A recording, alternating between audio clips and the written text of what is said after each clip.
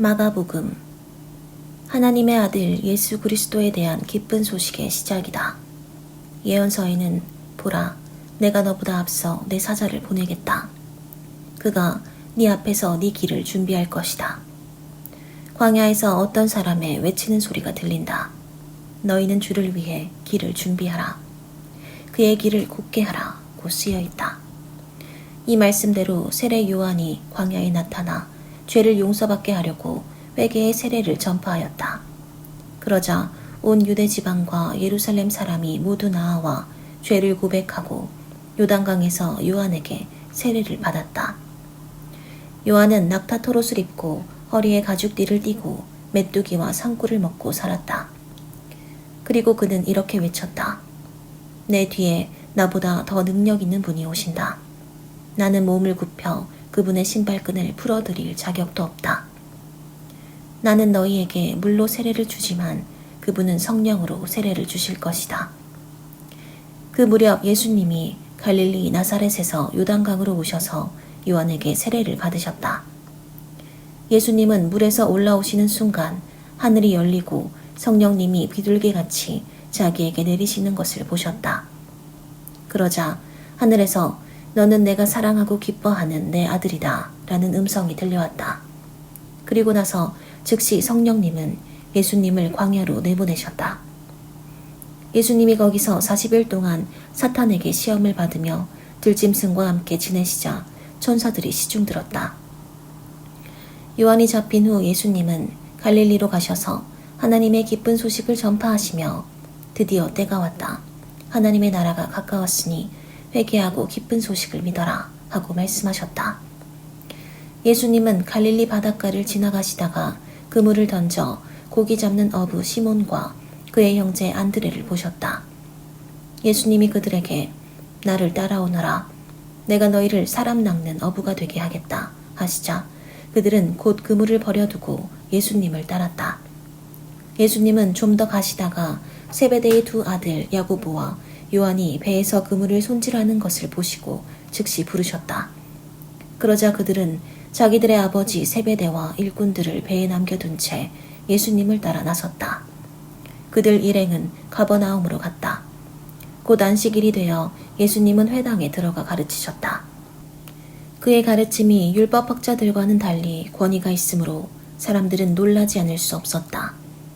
마침 그 회당에 더러운 귀신 들린 사람 하나가 있었다. 그가 큰 소리로 나사렛 예수님, 우리가 당신과 무슨 상관이 있습니까? 우리를 없애려고 오셨습니까? 나는 당신이 하나님의 거룩한 아들임을 압니다. 하고 외쳤다.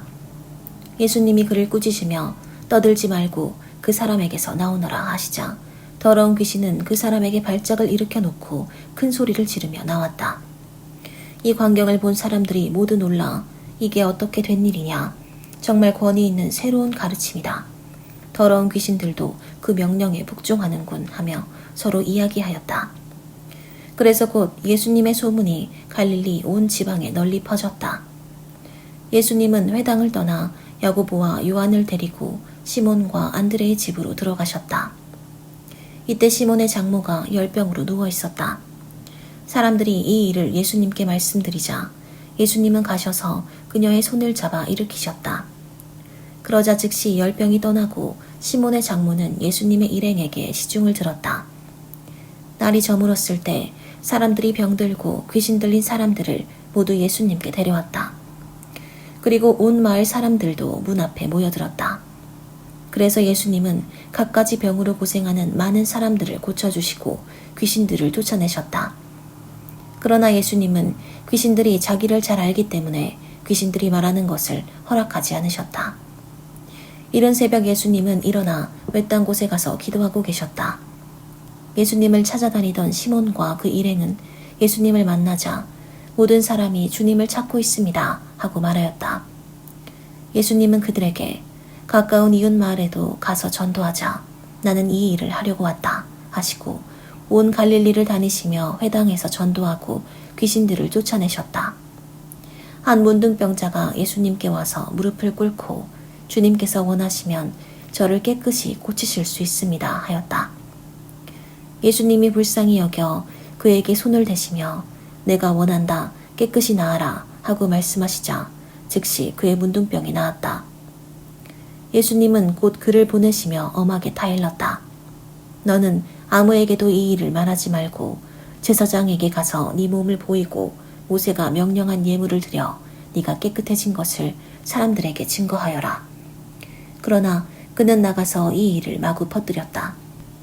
그래서 예수님은 더 이상 드러나게 마을로 들어가실 수가 없어서 외딴 곳에 가 계셨다. 그러나 사람들은 계속 여기저기서 모여들었다. 며칠 후 예수님은 다시 가버나움으로 돌아오셨다. 예수님이 집에 계신다는 소문이 퍼지자 많은 사람들이 모여들어 문 앞까지 꽉 차서 발 들여놓을 틈도 없었고 예수님은 그들에게 하나님의 말씀을 전하고 계셨다. 이때 4사람이 한 중풍병자를 메고 예수님께 왔다. 그러나 사람들이 너무 많아 그를 예수님께 데려갈 수가 없어서 그분이 계신 곳에 지붕을 뜯어 병자가 누워있는 들것을 달아내렸다. 예수님은 그들의 믿음을 보시고 중풍병자에게 얘야, 네 죄는 용서받았다 하고 말씀하셨다. 그러자 거기 앉아있던 몇몇 율법학자들은 속으로 이 사람이 어째서 이런 말을 하는가, 하나님을 모독하는 말이다. 하나님 한 분 외에 누가 죄를 용서할 수 있단 말인가 하고 생각하였다.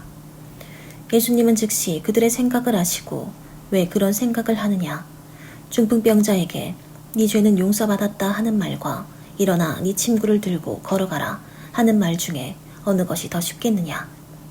이 땅에서 죄를 용서하는 특권이 내게 있다는 것을 보여주겠다 하시고 중풍병자에게 내가 너에게 말한다. 일어나 침구를 가지고 집으로 돌아가거라 하고 말씀하셨다. 그러자 그는 곧 일어나 모든 사람들이 지켜보는 앞에서 침구를 걷어가지고 걸어나갔다. 사람들은 이것을 보고 모두 놀라 이런 일은 처음 보았다 하면서 하나님을 찬양하였다. 예수님이 다시 바닷가로 나가시자 많은 군중이 뒤따라와서 예수님은 그들을 가르치셨다. 그런 다음 길을 가시다가 알페오의 아들 레위가 세간에 있는 것을 보시고 나를 따라오너라 하시자 그는 일어나 예수님을 따랐다. 예수님은 레위의 초대를 받고 그의 집에 가서 식사를 하시게 되었다. 예수님을 따르던 많은 세무원과 죄인들도 자리를 같이 하였다. 이것을 본 바리새파의 율법학자들이 예수님의 제자들에게 어째서 당신들의 선생은 세무원이나 죄인들과 함께 식사하시오 하고 물었다. 예수님은 그 말을 들으시고 이렇게 말씀하셨다. 건강한 사람에게는 의사가 필요 없고 병든 사람에게만 의사가 필요하다. 나는 의로운 사람을 부르러 온 것이 아니라 죄인을 부르러 왔다. 요한의 제자들과 바리새파 사람들이 금식하고 있던 어느 날 사람들이 예수님께 와서 요한의 제자들과 바리새파 사람들의 제자들은 금식하는데 선생님의 제자들은 왜 금식하지 않습니까? 하고 물었다. 그래서 예수님이 그들에게 대답하셨다. 신랑의 친구들이 신랑과 함께 있는 동안에 금식할 수 있겠느냐? 그들은 신랑과 함께 있는 한 금식할 수가 없다. 그러나 신랑을 빼앗길 날이 올 것이다. 그때에는 그들이 금식할 것이다. 낡은 옷에 새 천조각을 대고 깁는 사람은 아무도 없다. 그렇게 하면 새로 기운 것이 낡은 옷을 잡아당겨 더 많이 찢어진다. 또 새 포도주를 낡은 가죽 부대에 넣는 사람도 없다. 그렇게 하면 새 포도주가 부대를 터뜨려 포도주와 부대를 다 버리게 된다. 새 포도주는 새 부대에 넣어야 한다. 어느 안식일에 예수님이 밀밭 사이로 지나가실 때 제자들이 함께 가면서 밀 이삭을 잘라 먹었다. 그러자 바리새파 사람들이 예수님께 보십시오. 저 사람들이 안식일에 해서는 안 될 짓을 하지 않습니까? 하며 트집을 잡았다. 그래서 예수님은 그들에게 이렇게 대답하셨다. 너희는 다윗이 자기 일행과 함께 먹을 것이 없어 굶주렸을 때 한 일을 읽어보지 못했느냐. 아비아달 대제사장 때에 그가 하나님의 집에 들어가 제사장 외에는 아무도 먹을 수 없는 차림빵을 먹고 자기 일행에게도 주지 않았느냐. 그리고서 예수님은 다시 말씀하셨다. 안식일은 사람을 위해 있는 것이지 사람이 안식일을 위해 있는 것이 아니다. 그러므로 나는 안식일에도 주인이다. 예수님이 다시 회당에 들어가셨다. 거기에 한쪽 손이 오그라든 사람이 있었다. 그날이 안식일이었기 때문에 사람들은 예수님이 그 사람을 고치면 고발하려고 지켜보고 있었다. 예수님은 손 오그라든 사람에게 일어나 앞으로 나오너라 하시고 지켜보는 사람들을 향해 안식일에 선한 일을 하는 것과 악한 일을 하는 것, 사람을 살리는 것과 죽이는 것 중에 어느 것이 옳으냐 하고 물으셨다. 그러나 그들은 아무 대답이 없었다. 예수님은 노여운 얼굴로 둘러보시고 그들의 고집스런 마음을 슬퍼하시며 병자에게 네 손을 펴라 하고 말씀하셨다. 그래서 그가 손을 펴자 오그라든 그의 손이 완전히 회복되었다. 그러자 바리새파 사람들은 급히 나가서 헤롯 당원들과 만나 예수님을 죽일 방법을 의논하였다. 그리고서 예수님은 다시 말씀하셨다. 안식일은 사람을 위해 있는 것이지 사람이 안식일을 위해 있는 것이 아니다. 그러므로 나는 안식일에도 주인이다. 예수님이 다시 회당에 들어가셨다. 거기에 한쪽 손이 오그라든 사람이 있었다. 그날이 안식일이었기 때문에 사람들은 예수님이 그 사람을 고치면 고발하려고 지켜보고 있었다. 예수님은 손 오그라든 사람에게 일어나 앞으로 나오너라 하시고 지켜보는 사람들을 향해 안식일에 선한 일을 하는 것과 악한 일을 하는 것, 사람을 살리는 것과 죽이는 것 중에 어느 것이 옳으냐 하고 물으셨다. 그러나 그들은 아무 대답이 없었다. 예수님은 노여운 얼굴로 둘러보시고 그들의 고집스런 마음을 슬퍼하시며 병자에게 네 손을 펴라 하고 말씀하셨다. 그래서 그가 손을 펴자 오그라든 그의 손이 완전히 회복되었다.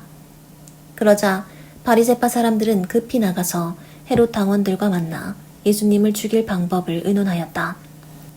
예수님이 제자들과 함께 바닷가로 다시 가시자 갈릴리에서 온 많은 사람들이 뒤따랐다. 또 유대, 예루살렘, 이두메, 요단강 건너편, 두로와 시돈 근처에서도 많은 사람들이 예수님이 하신 일을 듣고 몰려왔다. 예수님은 몰려드는 사람들을 피하려고 제자들에게 작은 배 한 척을 준비하라고 하셨다.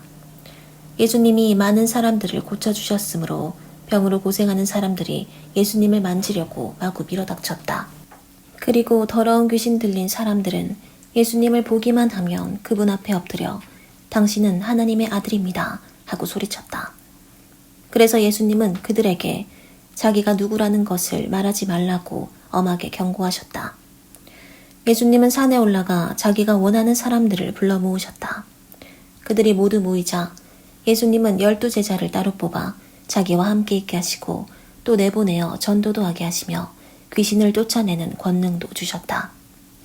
예수님이 뽑아 세운 이 12제자는 이렇다. 베드로라는 이름을 받은 시몬, 보아너게 곧 우레의 아들이란 이름을 받은 세베대의 두 아들 야고보와 요한, 안드레, 빌립, 바돌로메, 마테, 도마, 알페오의 아들 야고보, 다데오, 가나안 사람 시몬, 그리고 예수님을 판 가룟 사람 유다였다. 예수님이 어느 집에 들어가시자 다시 많은 사람들이 몰려와 예수님 일행은 식사할 겨를도 없었다. 한편 예수님의 가족은 그분이 미쳤다는 소문을 듣고 붙잡으러 찾아 나섰다. 예루살렘에서 내려온 율법학자들은 그에게 사탄이 붙었다 하며 또 그가 귀신의 왕을 힘입어 귀신을 쫓아낸다 하였다. 그래서 예수님은 그들을 가까이 불러놓고 비유를 들어 이렇게 말씀하셨다. 사탄이 어떻게 사탄을 쫓아낼 수 있겠느냐? 한 나라가 서로 싸워 갈라지면 망하고 한 집안도 서로 싸워 갈라지면 망한다. 그래서 사탄의 나라도 서로 싸워 갈라지면 오래가지 못하고 망하는 법이다. 강한 사람의 집에 들어가 물건을 털어가려고 하면 먼저 그 사람을 잡아 묶어야 한다. 그렇지 않고는 그 집을 털 수가 없다. 내가 분명히 말해둔다. 사람에게 대한 모든 죄와 모독은 용서받을 수 있으나 성령님을 모독하는 자는 절대로 용서받지 못하고 그의 죄는 영원히 남는다. 예수님이 이렇게 말씀하신 것은 사람들이 그에게 더러운 귀신이 붙었다 하고 말했기 때문이다. 이때 예수님의 어머니와 형제들이 밖에 와서 사람을 시켜 예수님을 부르자 둘러앉은 사람들이 예수님께 선생님, 어머니와 형제분들이 밖에서 선생님을 찾고 계십니다 하고 말하였다. 그때 예수님은 그들에게 내 어머니와 형제가 누구냐 하시고 둘러앉은 사람들을 보시며 보아라, 이들이 내 어머니이며 내 형제들이다. 누구든지 하나님의 뜻을 따라 사는 사람이 내 형제와 자매이며 어머니이다 하고 말씀하셨다. 예수님이 다시 바닷가에서 가르치시자 군중이 너무 많이 모여들어 예수님은 배에 올라앉으시고 군중은 바닷가에 그대로 있었다. 그때 예수님은 여러 가지 비유를 들어 그들에게 이렇게 가르치셨다. 잘 들어라. 한 농부가 들에 나가 씨를 뿌렸다. 그런데 어떤 씨는 길가에 떨어져 새들이 와서 먹어버렸고 어떤 씨는 흙이 많지 않은 돌밭에 떨어져 흙이 깊지 않으므로 곧 싹이 나왔으나 해가 돋자 뿌리를 박지 못한 그 싹은 타서 말라버렸다.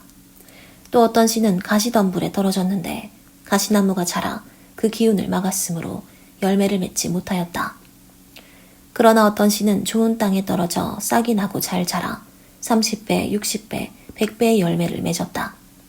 귀 있는 사람은 잘 들어라.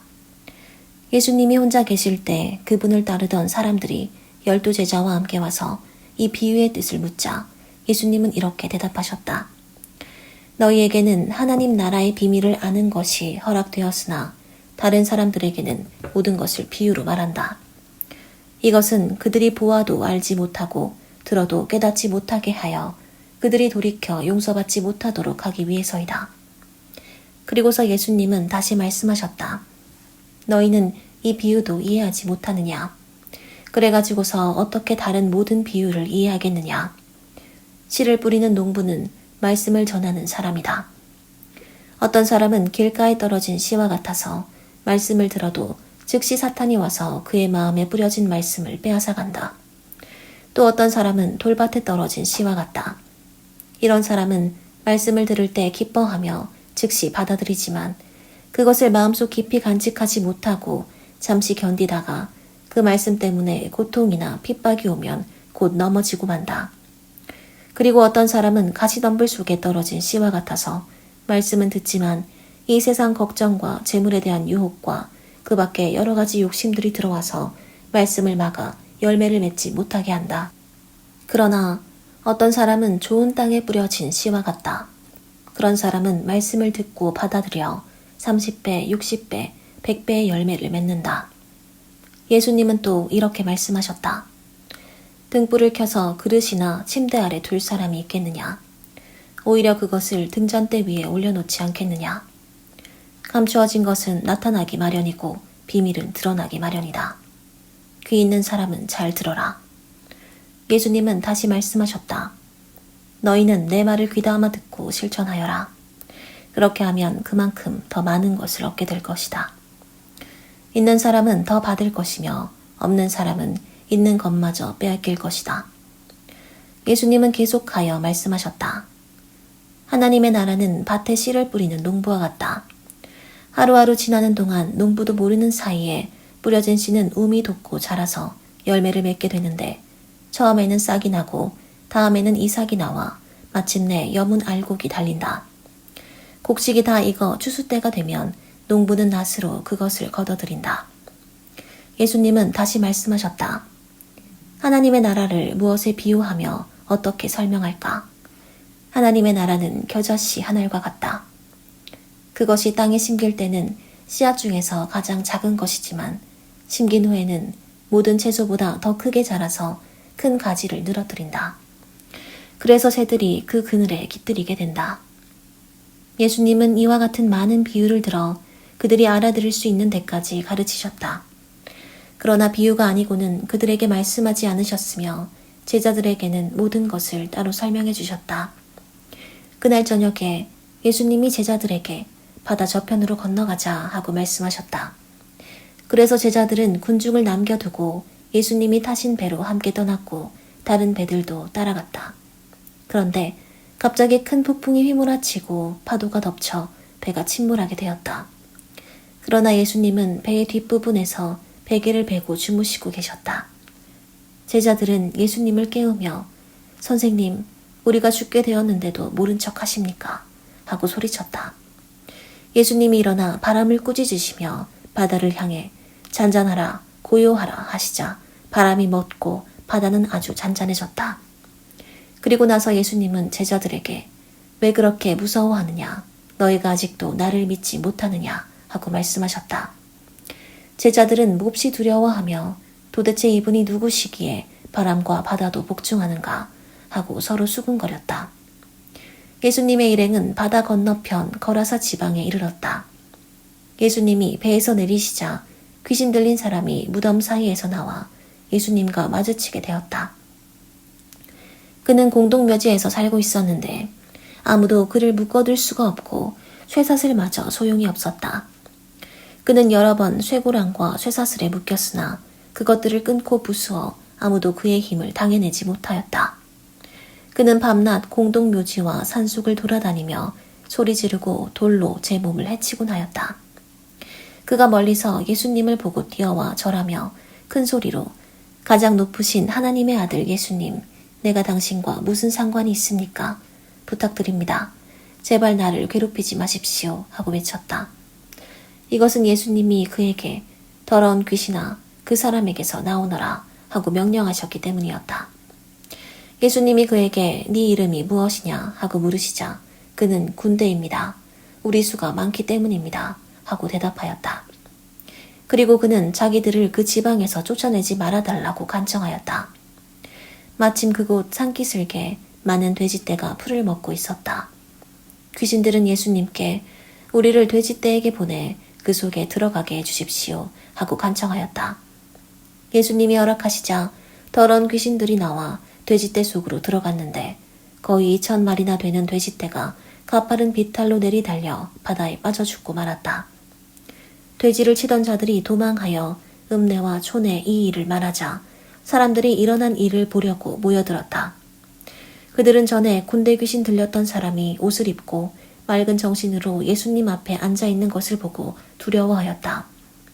그 일을 지켜본 사람들이 귀신 들렸던 사람과 돼지떼에게 일어난 일을 그들에게 이야기해주자 그들이 예수님께 그 지방을 떠나달라고 간청하였다. 예수님이 배에 오르실 때 귀신 들렸던 사람이 같이 가게 해달라고 간청하였으나 예수님은 허락하지 않으시고 그에게 어서 집으로 돌아가 주님께서 행하신 큰 일과 어떻게 너를 불쌍히 여기셨는가를 가족에게 알려라 하고 말씀하셨다. 그가 곧 가서 예수님이 자기에게 행하신 큰 일을 데가볼리 지방에 알리자 듣는 사람들이 모두 신기하게 여겼다. 예수님은 배를 타고 다시 건너편으로 돌아오셨다. 많은 군중들이 바닷가에 계시는 예수님께 모여들었다. 그때 야이로라는 회당장이 와서 예수님의 발 앞에 엎드려 제 어린 딸이 죽어갑니다. 제발 오셔서 손을 얹어 살려주십시오 하고 간청하였다. 예수님이 그를 따라가시자 많은 사람들이 뒤따라가며 밀어닥쳤다. 군중 가운데 12년 동안 피를 흘리며 앓던 한 여자가 있었다. 그녀는 많은 의사들을 찾아다니며 치료를 받느라고 무척 고생하였고 있던 재산도 다 허비하였으나 나아지기는커녕 오히려 병만 더 악화되었다. 마침 그녀는 예수님의 소문을 듣고 군중 틈에 끼어가다가 뒤에서 예수님의 옷자락을 만졌다. 그 여자는 예수님의 옷만 만져도 자기 병이 나을 것이라고 생각했던 것이다. 예수님의 옷자락을 만지는 순간 즉시 피가 멎었고 그녀는 병이 나은 것을 느꼈다. 예수님은 곧 능력이 자기에게서 나간 것을 아시고 돌아보시며 누가 내 옷을 만졌느냐 하고 물으셨다. 그러자 제자들이 예수님께 군중이 이렇게 밀어닥치는 것을 보시면서 누가 만졌느냐고 물으십니까? 하고 말하였다. 그러나 누가 옷을 만졌는지 알아보려고 예수님이 둘러보시자 그 여자는 자기에게 일어난 일을 알고 두려워 떨며 예수님 앞에 와서 엎드려 사실대로 말하였다. 그래서 예수님은 그 여자에게 딸아, 네 믿음이 너를 낫게 하였다. 평안히 가거라. 그리고 질병에서 해방되어 건강하여라 하고 말씀하셨다. 예수님이 아직 말씀하고 계실 때 회당장의 집에서 온 사람들이 따님이 죽었습니다. 어째서 선생님을 더 괴롭히십니까? 하였다. 예수님은 곁에서 그 말을 들으시고 회당장에게 두려워 말고 믿기만 하라 하셨다. 예수님은 베드로와 야고보와 그의 동생 요한 외에는 아무도 따라오지 못하게 하시고 그들과 함께 회당장의 집으로 갔다. 웅성거리는 가운데 사람들이 울며 몹시 통곡하는 것을 보시고 예수님은 안으로 들어가 어째서 소람스럽게 우느냐. 그 아이는 죽은 것이 아니라 자고 있다 하고 말씀하셨다. 그러나 그들은 예수님을 비웃었다. 예수님은 사람들을 다 내보낸 후 소녀의 부모와 데리고 간 제자들과 함께 소녀가 있는 방에 들어가셨다. 예수님은 소녀의 손을 잡고 달리다굼 하셨는데 이 말은 소녀야, 내가 너에게 말한다. 일어나라는 뜻이었다. 그러자 12살 된 그 소녀는 곧 일어나 걸어다녔다. 이것을 지켜본 사람들은 너무 놀라 정신이 하나도 없었다. 예수님은 이 일을 아무에게도 알리지 못하게 단단히 주의시킨 후 소녀에게 먹을 것을 주라고 하셨다. 예수님이 그곳을 떠나 고향으로 가시자 제자들도 따라갔다. 안식일이 되어 예수님은 회당에서 가르치셨다. 많은 사람들이 듣고 놀라며 이렇게 말하였다. 저 사람이 이 모든 것을 어디서 얻었을까? 저 사람의 이런 지혜와 놀라운 힘이 어떻게 해서 생긴 것이냐? 저 사람은 마리아의 아들 목수이며 야고보와 요셉과 유다와 시몬의 형제가 아니냐? 저 사람의 누이 동생들도 우리와 함께 여기 있지 않느냐? 그리고서 그들은 예수님을 배척하였다. 예수님은 예언자가 고향과 친척과 자기 집에서는 존경을 받지 못한다 하시고 거기서는 아무 기적도 베풀 수가 없어서 병자 몇 사람에게만 손을 얹어 고쳐주셨다. 예수님은 그들이 자기를 믿지 않는 것을 보고 놀라지 않을 수 없었다. 그 후 예수님은 여러 마을을 다니며 가르치셨다. 그리고 예수님은 12제자를 불러 둘씩 짝지어 보내시며 더러운 귀신을 쫓아내는 권능을 주시고 그들에게 이렇게 명령하셨다. 여행하는 데 필요한 지팡이 외에는 아무것도 가지고 가지 말아라. 식량이나 가방이나 돈도 가지고 가지 말고 신발만 신고 여분의 옷도 껴입지 말아라. 예수님은 다시 말씀하셨다. 어느 마을에 들어가든지 거기서 떠날 때까지 너희는 한 집에서 머물러라. 어느 곳에서든지 사람들이 너희를 영접하지 않고 너희 말도 듣지 않거든 그곳을 떠날 때 신발에 묻은 먼지를 떨어 그들에 대한 증거를 삼아라. 그래서 제자들은 나가서 회개하라고 전도하며 많은 귀신을 쫓아내고 여러 병자에게 기름을 발라 고쳐주셨다. 예수님의 소문이 널리 퍼져 마침내 헤롯 왕의 귀에까지 들어갔다. 사람들은 죽은 세례 요한이 다시 살아났다. 그래서 그가 기적을 행하는 이런 능력을 소유하게 되었다 하고 말하였다. 어떤 사람은 그를 엘리야라고 말하고 또 어떤 사람은 옛날의 예언자와 같은 분이라고 하였으나 헤롯은 듣고 내가 목베어 죽인 요한이 다시 살아났다 하였다. 헤롯은 전에 자기 동생 빌립의 아내 헤로디아와 결혼한 일로 요한을 잡아 가둔 일이 있었다. 그것은 요한이 헤롯에게 동생의 아내와 결혼한 것은 잘못입니다 하고 말했기 때문이었다. 그래서 헤로디아는 요한에게 앙심을 품고 그를 죽이려 하였으나 헤롯이 요한을 의롭고 거룩한 사람으로 여겨 두려워하며 보호하기 때문에 뜻을 이루지 못하였다. 헤롯은 요한의 말을 들을 때 몹시 괴로워하면서도 그의 말을 즐겨 듣곤 하였다. 마침 헤로디아에게 좋은 기회가 왔다. 헤롯이 자기 생일날에 고관들과 고위 군 지휘관들과 갈릴리의 귀빈들을 초대하여 잔치를 베풀었다.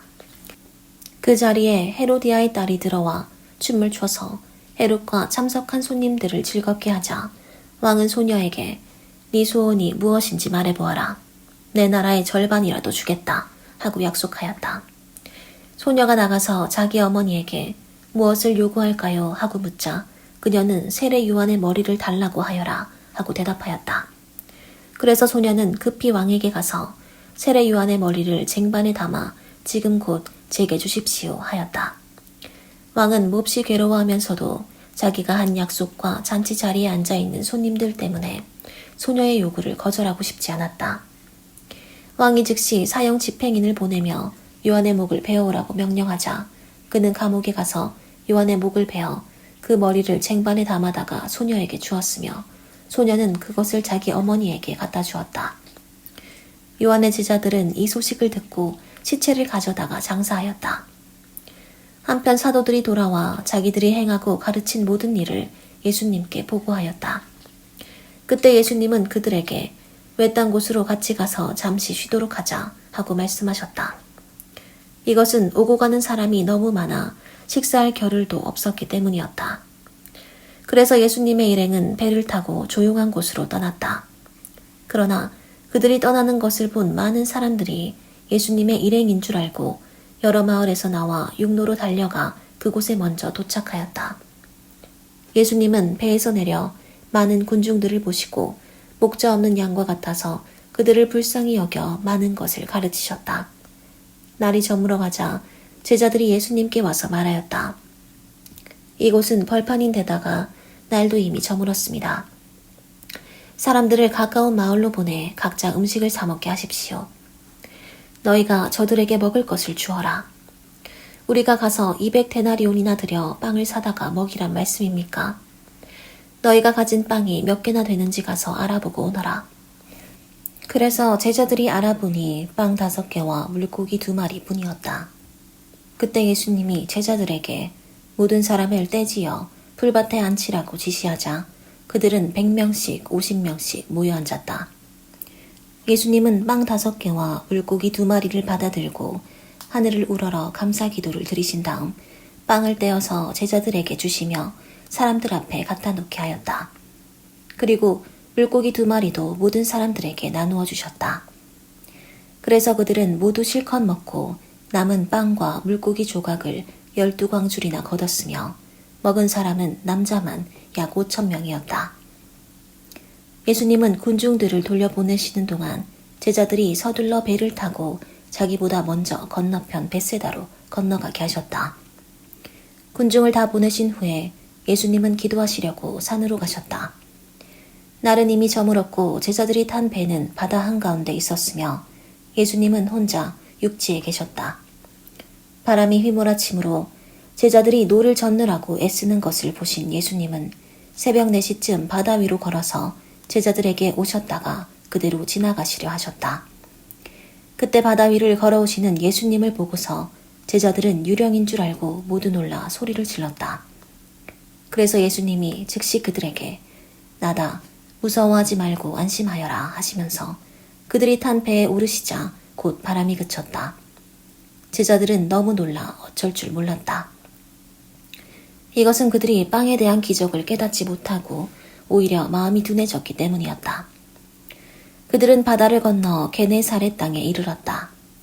사람들은 배에서 내리는 예수님을 금방 알아보고 온 지방으로 뛰어다니며 병자들을 자리에 누인 채로 예수님이 계시는 곳에 데려왔다. 또 사람들은 예수님이 이르시는 곳마다 병자들을 길거리에 데려다 놓고 예수님의 옷자락이라도 만지게 해달라고 간청하였으며 만진 사람은 모두 나았다. 예루살렘에서 온 바리새파 사람들과 몇몇 율법학자들이 예수님 주변에 모여 있다가 제자 가운데 몇 사람이 손을 씻지 않고 음식 먹는 것을 보았다. 바리새파 사람들과 유대인들은 원래 조상들이 지켜온 전통에 따라 먼저 손을 씻지 않으면 음식을 먹지 않았고 또 시장에서 돌아왔을 때에도 몸을 깨끗이 하지 않으면 음식을 먹지 않았다. 그 밖에도 잔이나 단지나 녹그릇을 씻는 등 지켜야 할 일이 많았다. 그래서 바리새파 사람들과 율법학자들이 예수님께 왜 당신의 제자들은 조상들의 전통을 어기고 씻지 않은 손으로 음식을 먹습니까? 하고 물었다. 그러자 예수님이 대답하셨다. 바로 너희와 같은 위선자들을 두고 이사야가 다음과 같이 잘 예언하였다.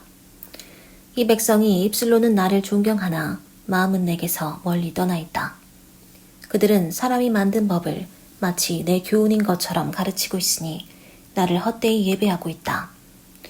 너희는 하나님의 계명은 버리고 사람의 전통만 내세우고 있다. 예수님은 다시 말씀하셨다. 너희는 전통을 지키려고 하느님의 계명을 저버렸다. 모세는 내 부모를 공경하라 하였고 또 부모를 저주하는 사람은 반드시 죽여야 한다고 하였다. 그런데 너희는 부모에게 드려야 할 것을 고르반 곧 하나님께 예물로 드렸습니다 하고 말하기만 하면 그만이라고 하여 부모에게 아무것도 해줄 필요가 없다고 가르친다. 너희는 그런 전통으로 하나님의 말씀을 헛되게 하였으며 이 밖에도 그와 같은 짓을 많이 하고 있다. 예수님은 군중들을 다시 불러 모으고 이렇게 말씀하셨다. 내 말을 잘 듣고 깨달아라. 밖에서 사람에게 들어가는 것이 사람을 더럽히는 것이 아니라 사람에게서 나오는 것이 사람을 더럽힌다. 예수님이 군중을 떠나 집에 들어가셨을 때 제자들이 그 비유의 뜻을 물었다. 그래서 예수님이 그들에게 말씀하셨다. 너희도 아직 깨닫지 못하느냐? 밖에서 들어가는 것은 아무것도 사람을 더럽힐 수 없다는 것을 모르느냐. 그것은 사람의 마음에 들어가지 않고 뱃속을 거쳐 몸 밖으로 빠져나가기 때문이다.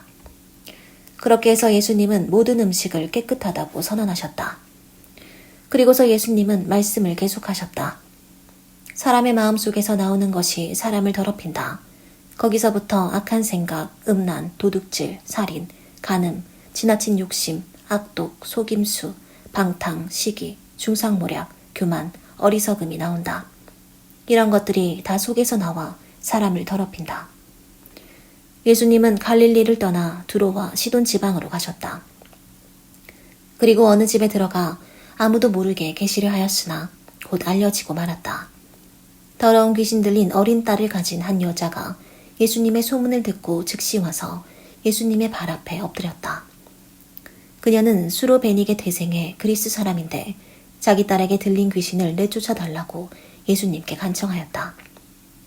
그래서 예수님이 그 여자에게 말씀하셨다. 먼저 자녀들이 배불리 먹어야 한다. 자녀들의 빵을 빼앗아 개에게 던지는 것은 옳지 않다. 주님, 맞습니다. 그러나 상 아래 있는 개도 아이들이 떨어뜨린 부스러기를 먹습니다. 네 말이 옳다. 이제 너는 돌아가거라. 이미 귀신이 네 딸에게서 나갔다. 그래서 그 여자가 집에 돌아가 보니 귀신은 이미 나가고 어린 딸은 침대에 누워 있었다. 예수님은 두로 지방에서 나와 시돈과 데가볼리 지방을 거쳐 갈릴리 바닷가로 돌아오셨다. 그때 사람들이 귀먹은 반 벙어리 한 사람을 예수님께 데리고 와서 손을 얹어달라고 간청하였다. 예수님은 그 사람을 따로 데리고 가서 손가락을 그의 두 귀에 넣고 또 손가락에 침을 뱉어 그의 혀를 만지셨다. 그리고서 예수님은 하늘을 우러러 보시고 한숨을 쉬시며 에바다 하고 외치셨다. 이것은 열려라는 뜻이었다. 그러자 곧 그의 귀가 열리고 혀가 풀려 제대로 말을 하게 되었다. 예수님은 이 일을 아무에게도 알리지 못하게 하셨으나 그럴수록 사람들은 소문을 널리 퍼뜨렸다. 사람들은 다 놀라 참 굉장한 일이다. 귀머거리를 듣게 하고 벙어리를 말하게 하다니 하고 감탄하였다. 그 무렵 또 다른 군중이 많이 모여들었으나 먹을 것이 없으므로 예수님은 제자들을 불러 이렇게 말씀하셨다. 이 사람들이 나와 함께 있은 지가 벌써 3일이 되었는데 먹을 것이 없으니 가엾구나. 이들 가운데는 먼 데서 온 사람들도 있으니 만일 굶겨 보낸다면 길에서 쓰러질 것이다. 이런 벌판에서 이 사람들을 배불리 먹일 만한 빵을 어디서 구할 수 있겠습니까? 너희에게 빵이 얼마나 있느냐? 7개 있습니다. 예수님은 군중들을 땅에 앉히시고 빵 7개를 가지고 감사 기도를 드리신 다음 떼어서 제자들에게 주시며 사람들 앞에 갖다 놓게 하셨다. 그들에게는 또 작은 물고기 몇 마리도 있었다. 예수님은 그것도 받아 감사 기도를 드리고 제자들을 시켜 사람들에게 나누어 주도록 하셨다. 그래서 그들은 모두 실컷 먹고 남은 조각을 7광술이나 거뒀으며 먹은 사람은 약 4,000명이었다. 예수님은 그들을 돌려보내시고 즉시 제자들과 함께 배를 타고 달마누다 지방으로 가셨다. 바리새파 사람들이 와서 예수님과 논쟁을 하기 시작했다. 그들은 예수님을 시험하려고 하늘에서 오는 기적을 요구하였다. 그래서 예수님은 마음속 깊이 탄식하시며 왜 이 세대가 기적을 요구하는가? 내가 분명히 말하지만 이 세대에 그런 기적은 보여주지 않겠다 하고 말씀하셨다. 그리고서 예수님은 그들을 떠나 다시 배를 타고 건너편으로 가셨다. 제자들이 깜빡 잊고 빵을 가져오지 않아서 배 안에는 빵이 1개밖에 없었다. 예수님이 제자들에게 바리새파 사람들의 누룩과 헤롯의 누룩을 조심하라 하고 말씀하시자 제자들은 우리에게 빵이 없어 그러시는구나 하며 서로 수군거렸다. 예수님은 그들이 수군거리는 것을 아시고 말씀하셨다. 왜 빵이 없다고 서로 의논하느냐? 너희가 아직 알지도 못하고 깨닫지도 못하느냐? 너희 마음이 그처럼 둔하냐? 너희는 눈을 가지고도 보지 못하고 귀를 가지고도 듣지 못하느냐? 너희는 그렇게도 기억하지 못하느냐? 내가 빵 5개로 5,000명을 먹였을 때 남은 조각을 몇 광줄이나 거뒀느냐? 그때 제자들이 12광줄이입니다 하고 대답하자 예수님은 다시 물었다. 또 빵 7개로 4,000명을 먹였을 때 남은 조각을 몇 광줄이나 거뒀느냐? 7광줄이입니다. 그래서 예수님은 제자들에게 너희는 아직도 깨닫지 못하느냐? 하고 말씀하셨다. 예수님의 일행이 베세다에 이르자 사람들이 한 소경을 데리고 와서 예수님께 고쳐달라고 간청하였다. 예수님은 그의 손을 잡고 마을 밖으로 데리고 나가서 그의 두 눈에 침을 뱉고 손을 얹으며 뭐가 좀 보이느냐 하고 물었다. 그러자 소경은 두리번거리다가 예, 사람이 보이긴 합니다만 나무가 걸어다니는 것 같습니다 하고 대답하였다. 예수님이 다시 그의 눈에 손을 대시자 그가 눈이 열려 모든 것을 똑똑히 보게 되었다. 예수님은 그를 집으로 보내시며 마을에는 들어가지 말라고 주의시켰다. 예수님은 제자들과 함께 가이사랴 빌립보 지방의 여러 마을로 가시게 되었다. 가는 도중에 예수님이 제자들에게 사람들이 나를 누구라고 하느냐 하고 물었다. 제자들은 세례 요한이라 하는 사람도 있고 어떤 사람들은 엘리야라 하며 또 어떤 사람들은 예언자들 가운데 한 분이라고도 합니다 하고 대답하였다.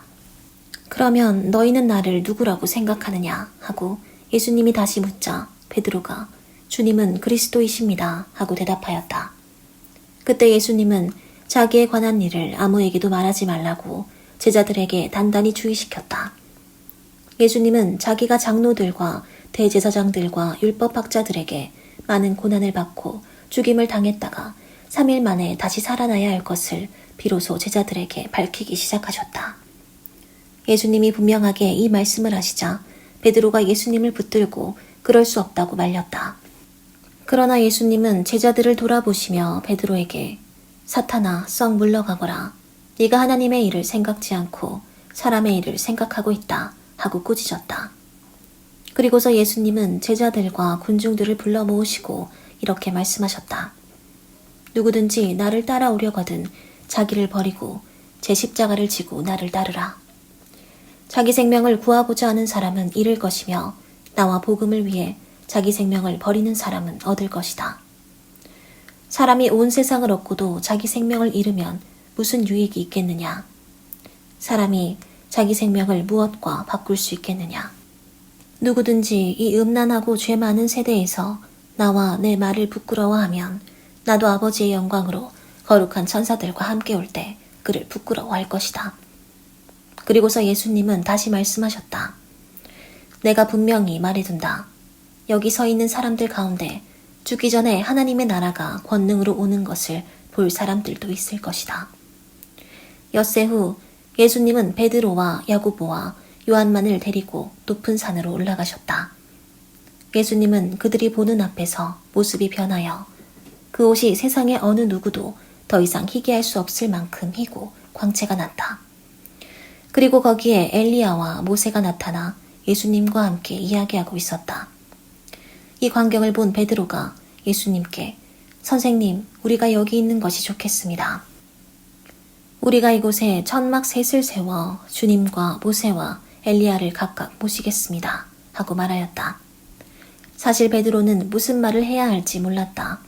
이것은 그들이 몹시 무서워했기 때문이었다. 이때 구름이 그들을 덮고 구름 속에서 이 사람은 내가 사랑하는 내 아들이다. 너희는 그의 말을 들어라 하는 음성이 들려왔다.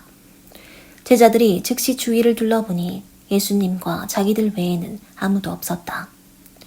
예수님은 제자들과 함께 산에서 내려오시는 길에 내가 죽었다가 다시 살아날 때까지는 지금 본 것을 아무에게도 말하지 말아라 하고 명령하셨다. 제자들은 그 말씀을 명심하며 도대체 죽었다가 다시 살아난다는 말이 무슨 뜻일까 하고 서로 토론하다가 예수님께 왜 율법학자들이 엘리야가 먼저 와야 한다고 합니까? 하고 물었다. 그래서 예수님은 이렇게 대답하셨다. 엘리야가 먼저 와서 모든 것을 회복한다는 말은 사실이다. 그런데 왜 성경에는 그리스도가 많은 고난과 멸시를 당할 것이라고 쓰여 있느냐? 그러나 내가 너희에게 말한다. 사실 성경대로 엘리야가 벌써 왔으나 예언된 대로 사람들이 그에게 갖은 학대를 하였다. 그들이 돌아와 보니 남아있던 제자들이 많은 사람들에게 둘러싸여 율법학자들과 논쟁하고 있었다. 사람들은 예수님을 보자 크게 놀라며 모두 달려와서 인사하였다.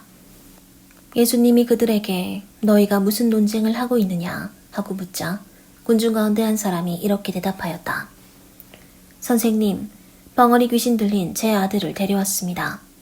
귀신이 그에게 발작을 일으키면 아무 데서나 넘어져 거품을 내고 이를 갈면서 온몸이 빳빳해져 버립니다. 그래서 선생님의 제자들에게 데려왔으나 귀신을 쫓아내지 못했습니다. 그러자 예수님은 믿음이 없는 세대야, 내가 언제까지 너희와 함께 있어야 하겠느냐? 너희를 보고 내가 언제까지 참아야 하겠느냐? 아이를 이리 데려오너라 하고 말씀하셨다. 아이를 예수님께 데려가니 귀신이 예수님을 보고 아이에게 발작을 일으켰다. 그러자 아이가 땅에 엎어져 뒹굴며 거품을 내기 시작했다. 그래서 예수님이 아이 아버지에게 물었다. 언제부터 이렇게 되었느냐? 어렸을 때부터입니다. 귀신이 자주 아이를 불과 물속에 던져 죽이려 했습니다. 그러나 선생님, 하실 수 있다면 우리를 불쌍히 여겨 도와주십시오. 할 수 있다면이 무슨 말이냐? 믿는 사람은 무엇이든지 할 수 있다.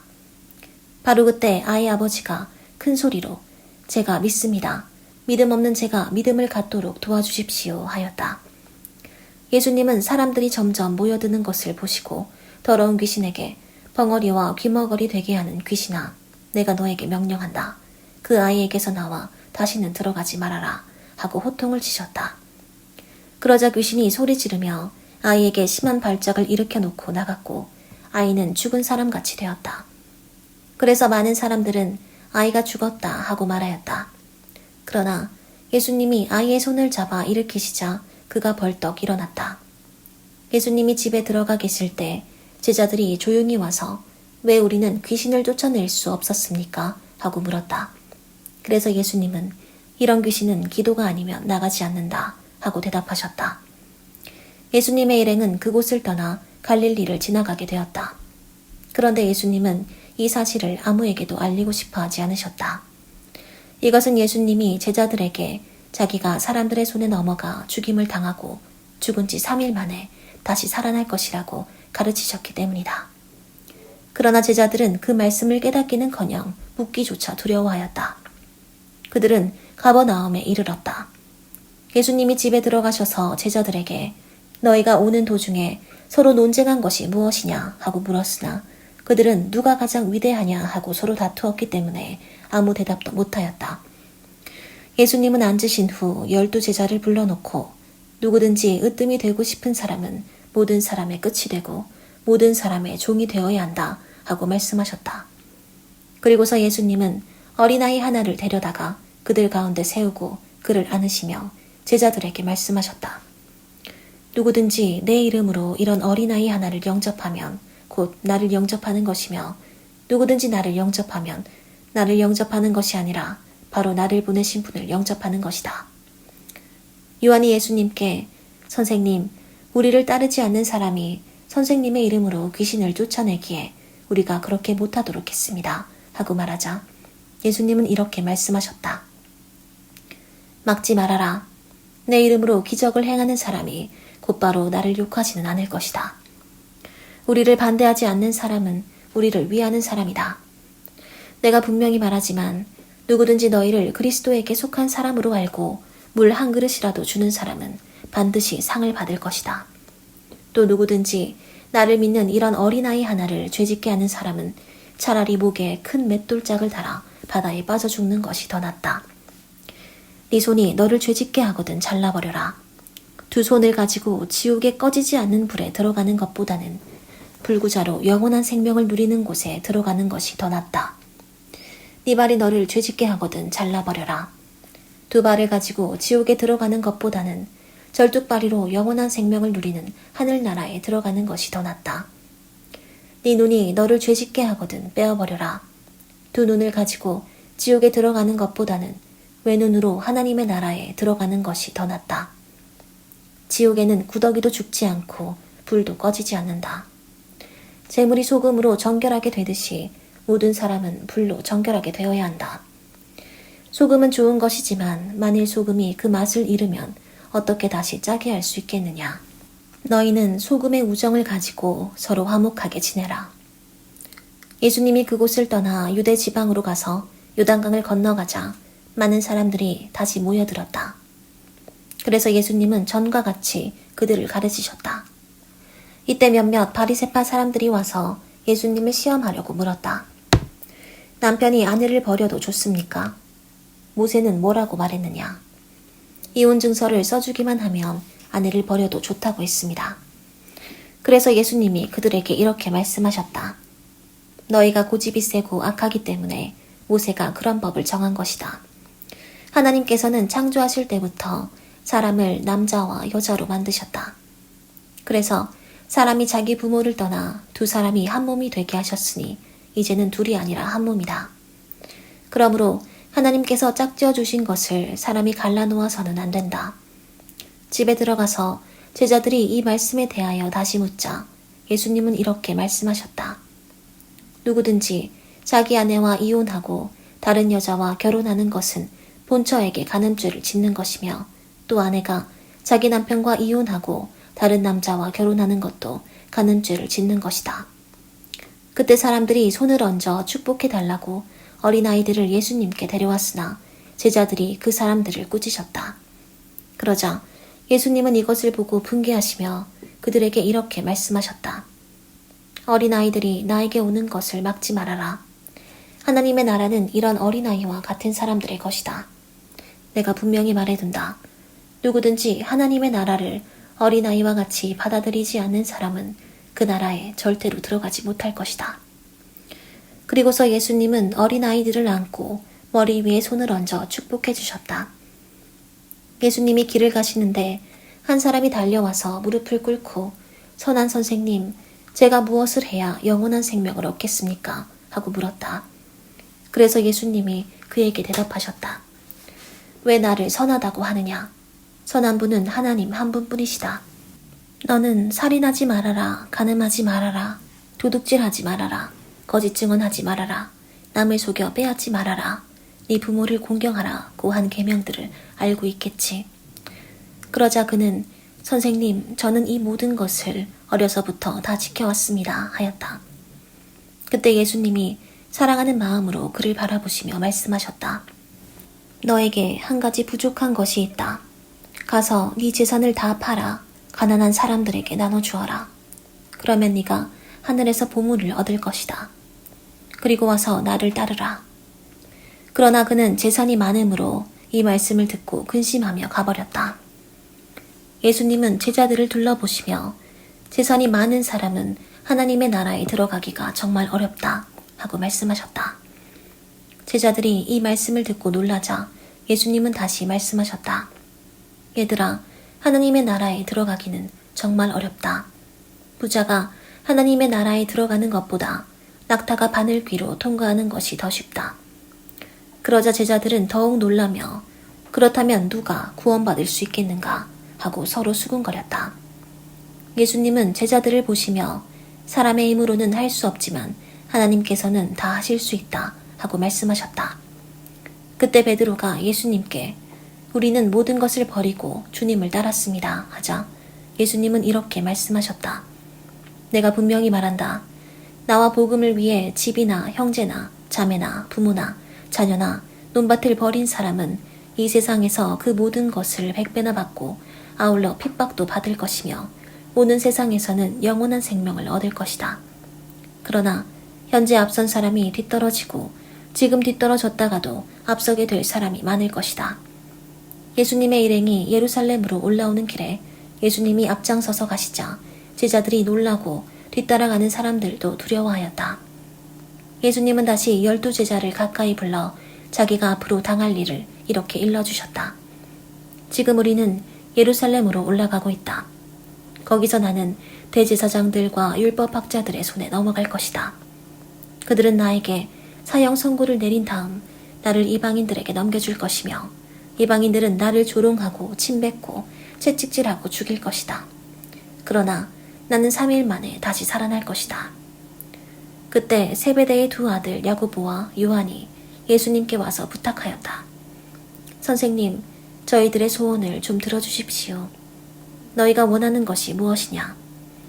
우리를 주님의 영광스러운 나라에서 하나는 주님의 오른편에 하나는 주님의 왼편에 앉게 해주십시오. 너희는 구하고 있는 것이 무엇인지도 모르고 있다. 내가 마셔야 할 고난에 쓴 잔을 너희가 마실 수 있으며 내가 받아야 할 세례를 너희가 받을 수 있겠느냐? 예, 할 수 있습니다.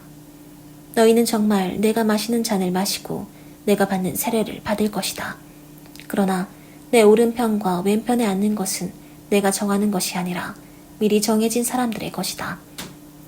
듣고 있던 10 제자가 야고보와 요한에게 화를 내자 예수님이 그들을 가까이 불러 이렇게 말씀하셨다. 너희가 아는 대로 세상의 통치자들은 백성을 권력으로 지배하고 고관들은 세도를 부린다. 그러나 너희는 그럴 수 없다.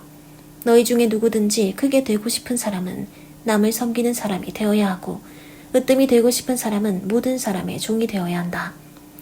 나는 섬김을 받으러 온 것이 아니라 섬기러 왔으며 많은 사람의 죗값을 치르기 위해 내 생명마저 주려고 왔다.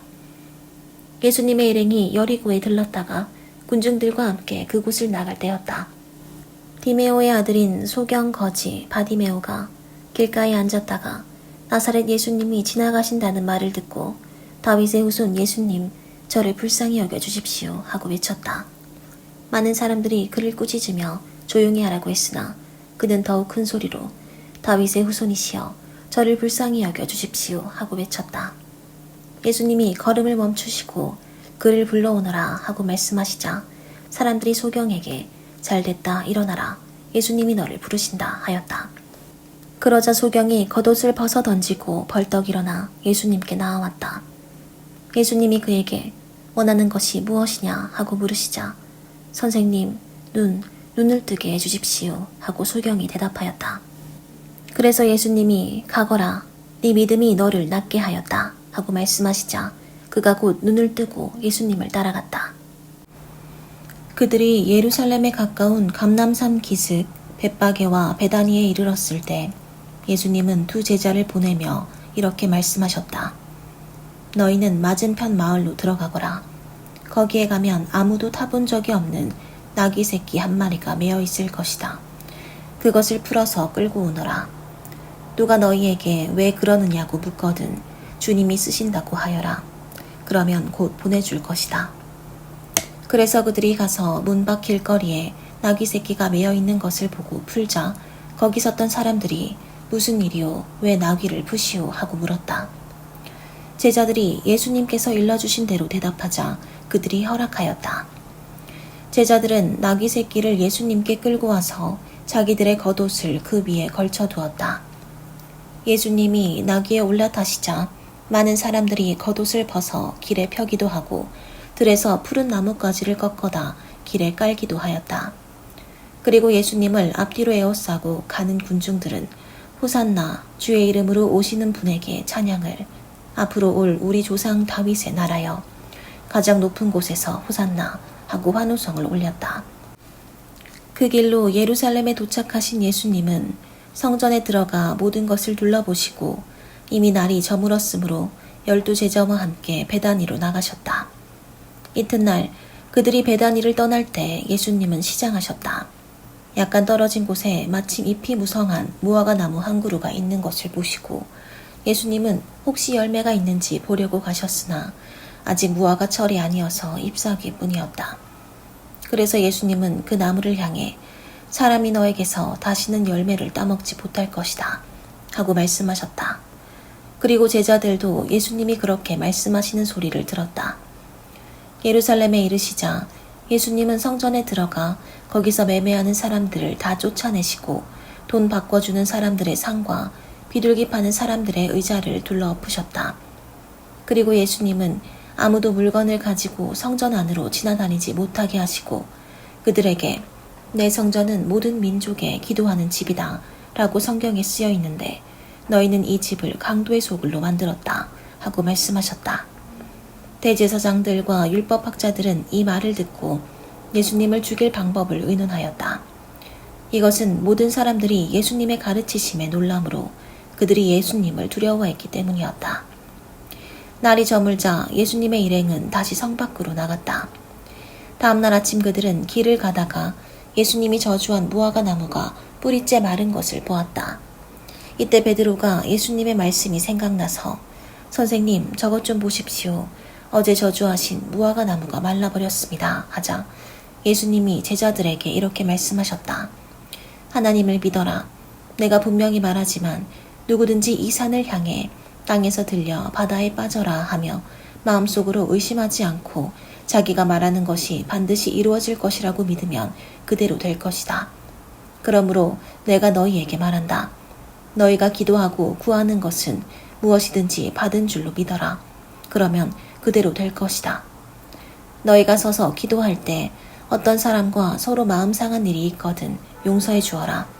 그러면 하늘에 계신 너희 아버지께서도 너희 잘못을 용서해 주실 것이다. 그러나 너희가 용서해 주지 않으면 하늘에 계신 너희 아버지께서도 너희 잘못을 용서해 주시지 않을 것이다.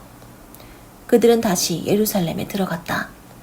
예수님이 성전들을 거니실 때 대제사장들과 율법학자들과 장로들이 와서 당신은 무슨 권한으로 이런 일을 하고 있소? 누가 당신에게 이런 권한을 주었소? 하고 따져 물었다. 그때 예수님이 대답하셨다. 나도 한 가지 묻겠는데 너희가 대답하면 내가 무슨 권한으로 이런 일을 하는지 말하겠다. 요한의 세례가 하나님에게서 왔느냐 아니면 사람에게서 왔느냐 말해보아라. 그러자 그들은 만일 하나님에게서 왔다고 하면 왜 그를 믿지 않았느냐 할 것이고 그렇다고 사람에게서 왔다고 하자니 모든 사람들이 요한을 예언자로 여기고 있으므로 백성들이 두렵다 하고 서로 의논하다가 우리는 모르겠소 하고 대답하였다. 그래서 예수님은 그들에게 나도 무슨 권한으로 이런 일을 하는지 말하지 않겠다 하고 말씀하셨다. 그리고서 예수님은 비유를 들어 그들에게 말씀하셨다. 어떤 사람이 포도원을 만들고 둘레에 울타리를 치고 포도즙 틀을 놓을 구덩이를 파고 망대를 세운 후 농부들에게 세를 주고 멀리 여행을 떠났다. 포도철이 되어 주인은 자기 몫의 포도를 받아오라고 한 종을 소작인들에게 보냈다. 그러나 그들은 그 종을 잡아 때리고 그냥 돌려보냈다.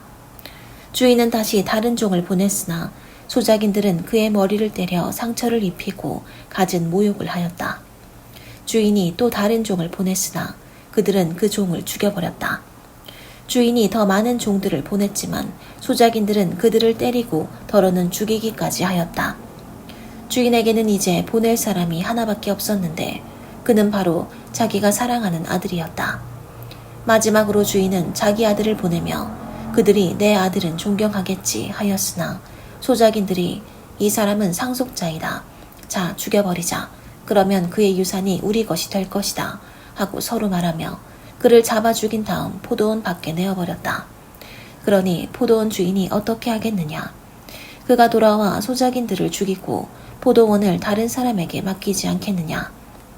너희는 건축자들이 버린 돌이 집 모퉁이의 머릿돌이 되었으니 이것은 주께서 행하신 것이요 우리 눈에 신기한 일이다 라고 한 성경 말씀을 읽지 못하였느냐.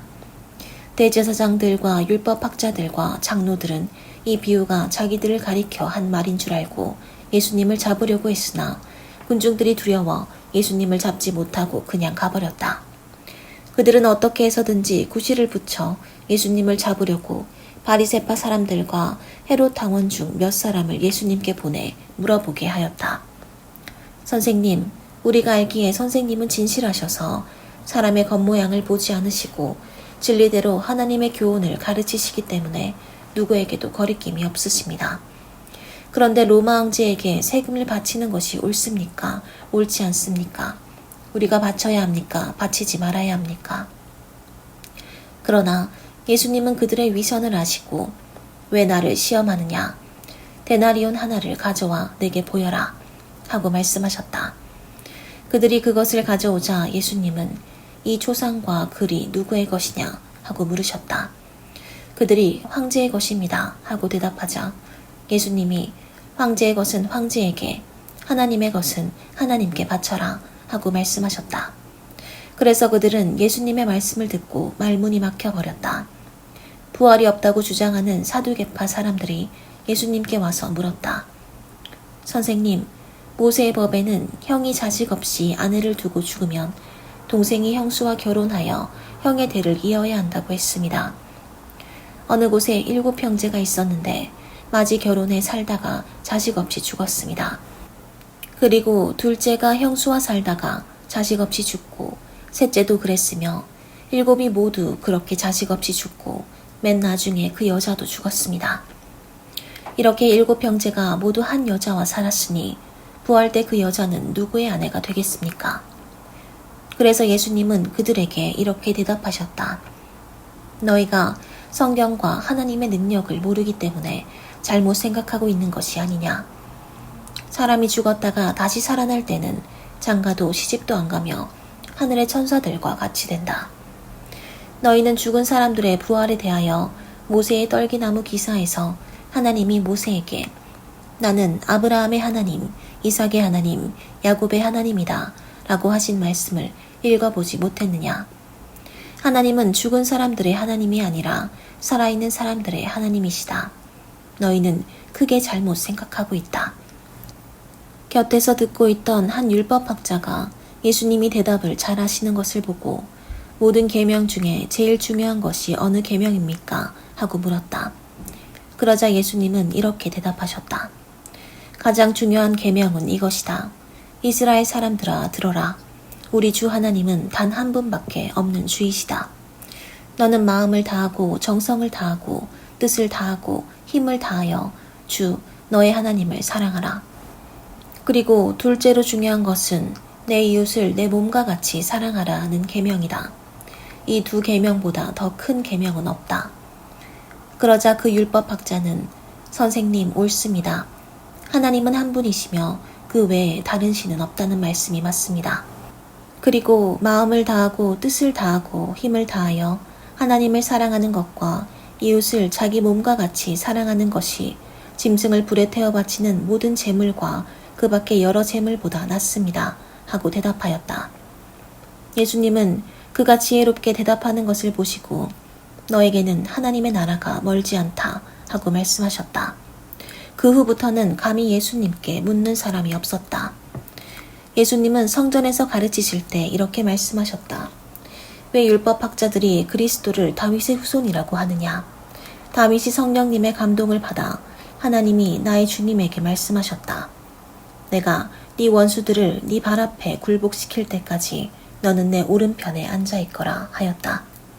다윗 자신이 그리스도를 주라고 불렀는데 어떻게 그리스도가 다윗의 후손이 되겠느냐? 이때 군중들은 예수님의 말씀을 귀담아 듣고 있었다. 예수님은 또 이렇게 가르치셨다. 율법학자들은 주의하여라. 그들은 긴 옷을 입고 다니기를 좋아하고 시장에서 인사받는 것과 회당의 높은 자리와 잔치 자리의 특석을 좋아한다. 그들은 과부의 재산을 가로채고 사람들 앞에서 거룩하게 보이려고 길게 기도한다. 이런 사람들은 더욱 무서운 심판을 받게 될 것이다. 예수님은 헌금함 맞은편에 앉아서 사람들이 헌금하는 것을 보고 계셨다. 여러 부자들이 와서 저마다 많은 돈을 넣는데 한 가난한 과부는 랩돈 2푼 곧 한 고드란트를 넣었다. 그러자 예수님은 제자들을 가까이 불러 말씀하셨다. 내가 분명히 말하지만 이 가난한 과부가 헌금함에 돈을 넣은 다른 모든 사람보다 더 많이 헌금하였다. 그들은 모두 넉넉한 데서 헌금하였으나 이 과부는 가난한 중에서도 자기 생활비 전부를 바쳤다. 예수님이 성전에서 나가실 때 한 제자가 선생님 이것 좀 보십시오. 굉장한 돌이지요. 얼마나 훌륭한 건물입니까? 하였다. 그래서 예수님은 그에게 네가 이 건물을 보고 웅장하다고 하느냐? 그러나 돌 하나도 제대로 얹혀 있지 않고 다 무너져 내릴 것이다 하고 말씀하셨다. 예수님이 감람산에서 성전을 마주보고 앉아 계실 때 베드로와 야고보와 요한과 안드레가 조용히 와서 물었다. 선생님, 언제 이런 일이 일어나겠습니까? 또 이 모든 일이 이루어지려고 할 때 징조는 무엇입니까? 그래서 예수님은 그들에게 이렇게 말씀하셨다. 아무에게도 속지 않도록 주의하라. 많은 사람들이 내 이름으로 와서 내가 그리스도이다 하고 말하며 많은 사람을 속일 것이다. 또 난리와 전쟁 소문을 들어도 두려워하지 말아라. 그런 일이 반드시 일어나야 하지만 끝은 아직 아니다. 민족과 민족이 나라와 나라가 서로 맞서 싸울 것이며 곳곳에 지진과 기근이 있을 것이다. 그러나 이 모든 것은 고통의 시작에 지나지 않는다. 주의하여라. 너희는 법정에 넘겨지고 회당에서 매맞을 것이다. 그리고 나 때문에 너희가 총독들과 왕들 앞에 끌려갈 것이다. 오히려 이것이 그들에게 나를 증거하는 기회가 될 것이다. 먼저 기쁜 소식이 모든 민족에게 전파되어야 한다. 너희는 끌려가 조사를 받을 때 무슨 말을 할까 걱정하지 말고 성령님이 일러주시는 대로 말하여라. 말하는 분은 너희가 아니라 성령님이시다. 형제가 형제를, 아버지가 자식을 고발하여 죽게 할 것이며 자식들이 부모를 대적하여 죽게 할 것이다. 그리고 너희가 나 때문에 모든 사람에게 미움을 받을 것이나 끝까지 견디는 사람은 구원을 받을 것이다. 멸망케 하는 흉측한 것이 성전에 선 것을 보거든 그때 유대에 있는 사람들은 산으로 도망하여라. 지붕 위에 있는 사람은 내려가지도 말고 물건을 가지러 집 안으로 들어가지도 말며 들에 있는 사람은 겉옷을 가지러 집으로 돌아가지 말아라. 그때 아이벤 여자들과 젖먹이가 딸린 여자들은 불행할 것이다. 너희는 이런 일이 겨울에 일어나지 않도록 기도하라. 그때는 고난의 때이기 때문이다. 하나님이 세상을 창조하신 이후로 지금까지 이런 고난이 없었고 앞으로도 없을 것이다. 만일 하나님이 이 고난의 기간을 줄이시지 않았더라면 아무도 살아남지 못할 것이다. 그러나 하나님이 자기가 택하신 백성들을 위해 그 기간을 줄여주셨다. 그때 누가 너희에게 그리스도가 여기 있다, 저기 있다 하여도 믿지 말아라. 거짓 그리스도와 거짓 예언자들이 나타나 큰 기적과 놀라운 일을 행하여 할 수만 있으면 선택된 사람들까지 속이려고 할 것이다. 너희는 조심하라. 내가 모든 것을 너희에게 미리 말해둔다.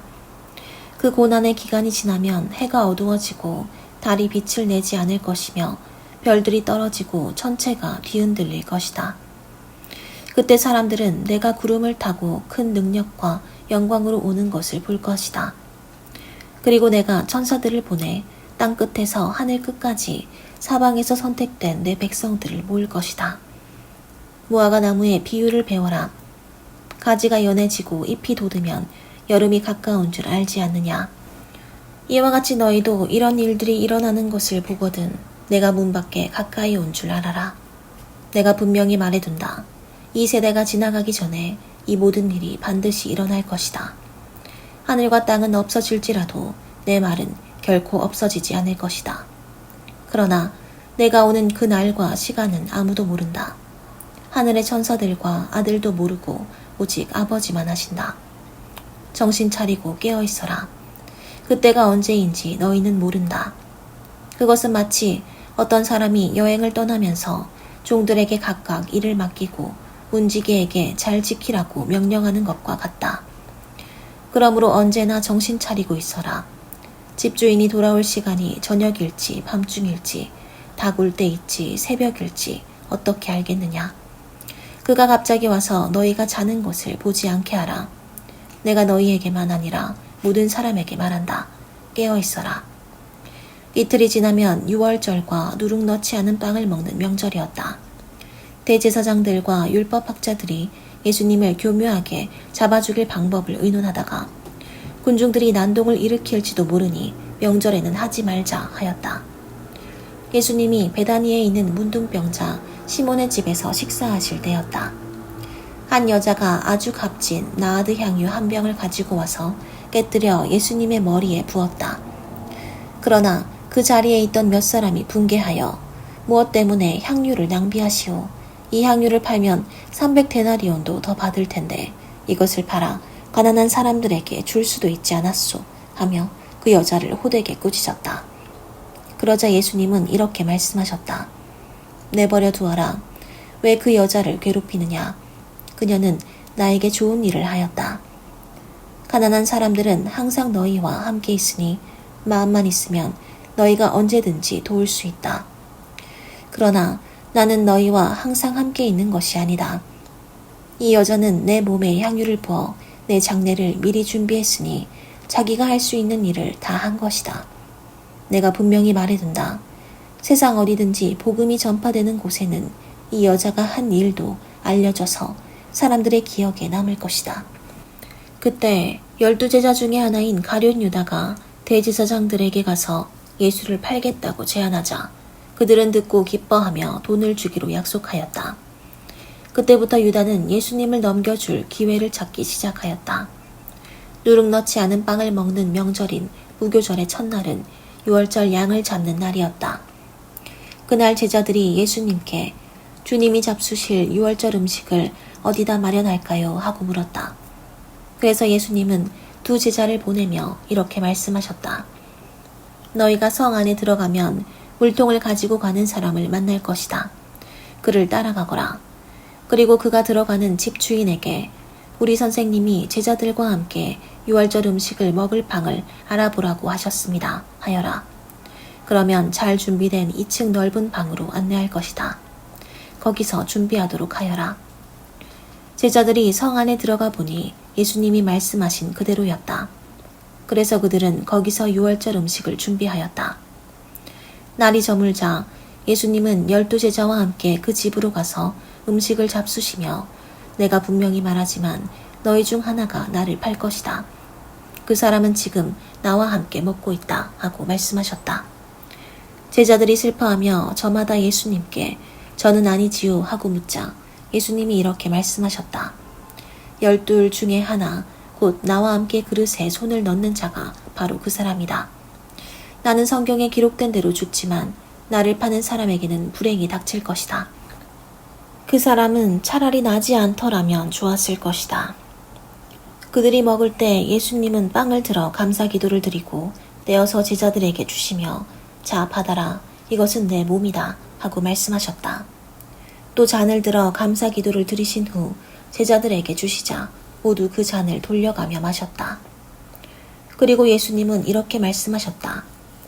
이것은 많은 사람을 위해서 흘리는 내 계약의 피이다. 내가 분명히 말해두지만 하나님의 나라에서 새 것으로 마시는 그날까지 내가 결코 포도나무에서 난 것을 마시지 않을 것이다. 그들은 찬송을 부르고서 감람산으로 갔다. 그때 예수님은 제자들에게 이렇게 말씀하셨다. 너희가 다 나를 버릴 것이다. 성경에도 내가 목자를 칠 것이니 양들이 흩어질 것이다 라고 쓰여있다. 그러나 내가 다시 살아나 너희보다 먼저 갈릴리로 가겠다. 베드로가 예수님께 모든 사람이 주님을 버린다 해도 저는 절대로 주님을 버리지 않겠습니다 하자 예수님이 베드로에게 내가 분명히 너에게 말하지만 바로 오늘 밤 닭이 2번 울기 전에 네가 3번이나 나를 모른다고 할 것이다 하셨다. 그러나 베드로는 내가 주님과 함께 죽는 한이 있더라도 절대로 주님을 모른다고 하지는 않겠습니다 하고 큰 소리로 장담하였다. 그리고 다른 제자들도 다 그렇게 말하였다. 그들이 겟세마네라는 곳에 이르렀을 때 예수님은 제자들에게 내가 기도하는 동안 너희는 여기 앉아있거라 하시고 베드로와 야고보와 요한만 따로 데리고 가셨다. 예수님은 몹시 괴로워하시며 그들에게 지금 내 마음이 너무 괴로워 죽을 지경이다. 너희는 여기 머물러 깨어있어라 하셨다. 그리고서 예수님은 조금 더 나아가 땅에 엎드려서 할 수만 있으면 그 고난의 때가 자기에게서 지나가기를 빌며 이렇게 기도하셨다. 아버지께서는 무슨 일이나 다 하실 수 있지 않습니까? 이 고난의 잔을 내게서 거두어 주십시오. 그러나 제 뜻대로 마시고 아버지의 뜻대로 하십시오. 그리고 예수님은 세 제자에게 돌아와 그들이 잠든 것을 보시고 베드로에게 말씀하셨다. 시몬아, 자고 있느냐? 네가 1시간도 나와 함께 깨어있을 수 없느냐? 시험에 들지 않게 정신 차려 기도하여라. 마음은 간절하지만 몸이 약하구나. 예수님이 다시 가서 같은 말씀으로 기도하신 후 돌아와 보니 제자들이 몹시 피곤하여 또 자고 있었다. 그들은 예수님을 보고 몸둘 바를 몰랐다. 예수님은 3번째 제자들에게 오셔서 이렇게 말씀하셨다. 아직도 자고 있느냐? 그만하면 됐다. 이제 내가 죄인들의 손에 넘어갈 때가 왔다. 일어나거라, 가자. 나를 팔아넘길 사람이 가까이 왔다. 예수님의 말씀이 미처 끝나기도 전에 12제자 중에 하나인 유다가 왔다. 그리고 대제사장들과 율법학자들과 장로들이 보낸 많은 무리도 칼과 몽둥이를 들고 같이 왔다. 유다는 내가 예수에게 입을 맞출 테니 그를 단단히 붙잡아 가시오 하고 미리 암호를 짜둔 후 곧 예수님께 나아와 선생님 하며 예수님께 입을 맞췄다. 그러자 그들이 달려들어 예수님을 붙잡았다. 그때 예수님의 곁에 섰던 한 사람이 칼을 빼어 대제사장의 종을 쳐서 그의 귀를 잘라버렸다. 예수님은 그들을 보시고 이렇게 말씀하셨다. 내가 마치 강도라도 되는 것처럼 너희가 칼과 몽둥이를 들고 나를 잡으러 왔느냐. 내가 날마다 너희와 함께 성전에 있으면서 가르칠 때는 너희가 나를 잡지 않았다. 그러나 이런 일이 일어나게 된 것은 성경 말씀을 이루기 위해서이다. 그 사이에 제자들은 예수님을 버리고 모두 도망쳐 버렸다. 그리고 한 청년은 배에 혼잎을만 두르고 예수님을 따라가다가 그들에게 잡히자 두른 것을 팽개치고 알몸으로 달아났다. 그들이 예수님을 대제사장에게 끌고 가자 다른 대제사장들과 장로들과 율법학자들이 모두 모였다. 베드로는 예수님을 멀찍이 뒤따라 대제사장의 집들까지 들어가서 경비병들 틈에 끼어 불을 쬐고 있었다. 대제사장들과 유대인 의회에서는 예수님을 사형에 처하려고 증거를 찾았으나 전혀 찾지 못하였다. 많은 사람들이 예수님에 대하여 거짓 증언을 하였으나 그들의 말도 서로 맞지 않았다. 그때 몇 사람이 일어나 저 사람이 이 성전을 헐고 사람이 짓지 않은 다른 성전을 3일 만에 세우겠다고 하는 말을 들었습니다. 하며 예수님께 대하여 거짓 증언을 하였다. 그러나 이 증언도 서로 맞지 않았다. 이때 대제사장이 일어나 예수님께 이들이 너에게 불리한 증언을 하는데도 왜 대답이 없는가 하고 물었다. 그래도 예수님이 침묵을 지키시고 대답을 하시지 않자 대제사장은 네가 하나님의 아들 그리스도냐 하고 다시 물었다. 그래서 예수님은 그렇다. 내가 전능하신 분의 오른편에 앉은 것과 구름을 타고 오는 것을 너희가 볼 것이다 하고 대답하셨다. 그러자 대제사장이 자기 옷을 찢으며 이 이상 무슨 증거가 더 필요하겠는가? 여러분도 저 사람의 모독적인 말을 다 들었습니다. 여러분은 어떻게 생각합니까? 하자 그들은 모두 예수님이 사형을 받아야 마땅하다고 하였다. 그리고 어떤 사람들은 예수님께 침을 뱉기도 하고 얼굴을 가리고는 주먹으로 마구 치며 예언자야 너를 때리는 사람이 누군지 알아맞혀 보아라 하고 조롱하였고 경비병들도 예수님을 넘겨봤더니 뺨을 쳤다. 한편 베드로는 아랫뜰에 있었다. 그때 대제사장의 여종 하나가 와서 불을 쬐고 있는 베드로를 유심히 보더니 당신도 나사렛 사람 예수와 한패지요 하였다. 그러나 베드로는 도대체 무슨 소리를 하는지 모르겠소. 당신이 하는 말을 이해하지 못하겠단 말이오 하고 부인하며 현관으로 나갔다. 그러자 달기 울었다. 그 여종이 다시 베드로를 보고 곁에 선 사람들에게 이 사람은 예수의 제자가 틀림없어요 하였으나 베드로는 이번에도 모르는 일이라고 딱 잡아떼었다. 잠시 후 거기 섰던 사람들이 다시 베드로에게 당신도 갈릴리 사람인 걸 보니 그들과 한패임이 틀림없소 하자 베드로는 만일 자기가 그런 사람이라면 저주를 받을 것이라고 맹세하면서 나는 당신들이 말하는 이 사람을 정말 모릅니다 하였다. 바로 그때 닭이 2번째 울었다. 베드로는 예수님께서 닭이 2번 울기 전에 네가 3번이나 나를 모른다고 말할 것이다 라고 하신 말씀이 생각나서 한없이 울었다. 이른 아침 대제사장들과 장로들과 율법학자들이 의회 전체 회의를 열어 결의한 후 예수님을 묶어서 끌고 가 빌라도에게 넘겼다. 빌라도가 예수님께 네가 유대인의 왕이냐 하고 묻자 예수님은 그렇다 하고 대답하셨다. 대제사장들이 갖가지 죄목을 붙여 예수님을 고소하자 빌라도는 다시 예수님께 사람들이 저토록 여러 가지로 너를 고소하는데 왜 한마디 변명도 없는가 하고 물었다. 그러나 예수님이 아무 대답도 않으시는 것을 보고 빌라도는 이상히 여겼다. 명절이 되면 총독은 백성이 원하는 죄수 하나를 석방하는 전례가 있었다. 마침 폭동을 일으키고 살인한 죄로 갇혀있는 폭도들 중에 바라바라는 죄수가 있었다. 군중들이 빌라도에게 전례대로 죄수 하나를 석방하라고 요구하자 빌라도가 그들에게 여러분은 내가 유대인의 왕을 놓아주기를 원하시오? 하고 물었다. 빌라도는 대제사장들이 예수님을 시기하여 자기에게 넘겨준 것을 알고 이렇게 물은 것이다. 그러나 대제사장들은 군중들을 충동하여 오히려 바라바를 요구하게 하였다. 그때 빌라도가 군중들에게 물었다. 그러면 여러분이 유대인의 왕이라고 부르는 사람은 어쩌란 말이오? 십자가에 못 박으시오. 이유가 무엇이오? 이 사람이 무슨 죄를 지었소? 하고 빌라도가 다시 묻자 군중들은 더욱 소리를 지르며 십자가에 못 박으시오 하고 외쳤다. 그래서 빌라도는 군중들의 기분을 맞추려고 바라바를 놓아주고 예수님은 채찍으로 때린 후 십자가에 못 박도록 내어주었다. 군인들은 예수님을 총독의 관저 안에 있는 군 본부로 끌고 가서 온 부대원을 모으고 예수님께 자주색 옷을 입힌 다음 가시관을 엮어 머리에 씌우고서 경례하며 유대인의 왕 만세 하고 외쳤다. 또 그들은 갈대로 예수님의 머리를 치며 침을 뱉고 엎드려 절도하였다. 그들은 이렇게 예수님을 조롱한 후 자주색 옷을 벗기고 예수님의 옷을 다시 입혀서 십자가에 못 박으려고 끌고 나갔다. 마침 알렉산더와 루포의 아버지 구레네 사람 시몬이 시골에서 올라오는 길에 그곳을 지나가고 있었다. 군인들은 그를 보고 강제로 붙잡아 예수님의 십자가를 지고 가게 하였다. 그들이 예수님을 끌고 해골터로 알려진 골고다로 가서 모략을 탄 포도주를 마시라고 예수님께 드렸으나 받지 않으셨다.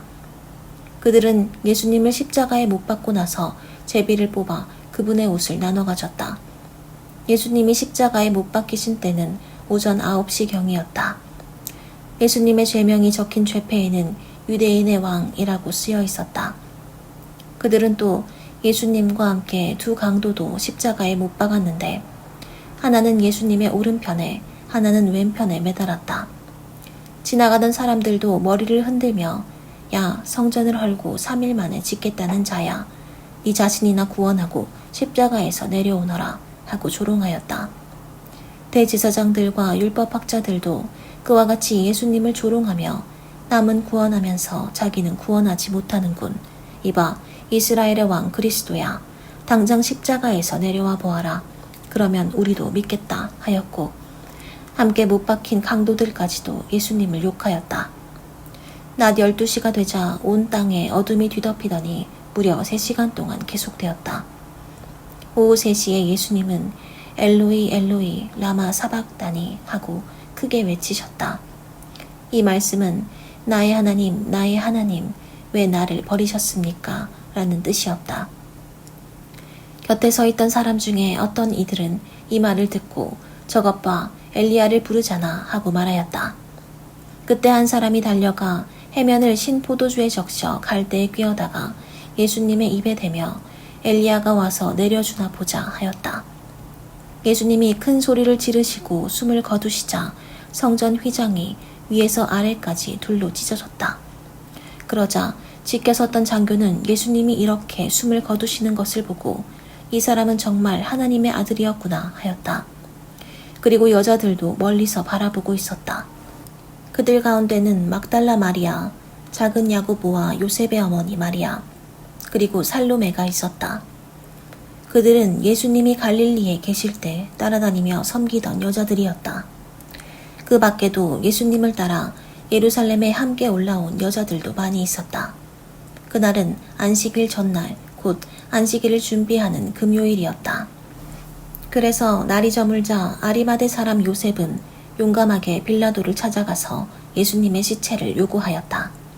그는 덕망 높은 의회 의원이며 하나님의 나라를 기다리는 사람이었다. 빌라도는 예수님이 벌써 죽었을까 하고 미심쩍어서 장교를 불러 알아본 후에 요셉에게 시체를 내어주었다.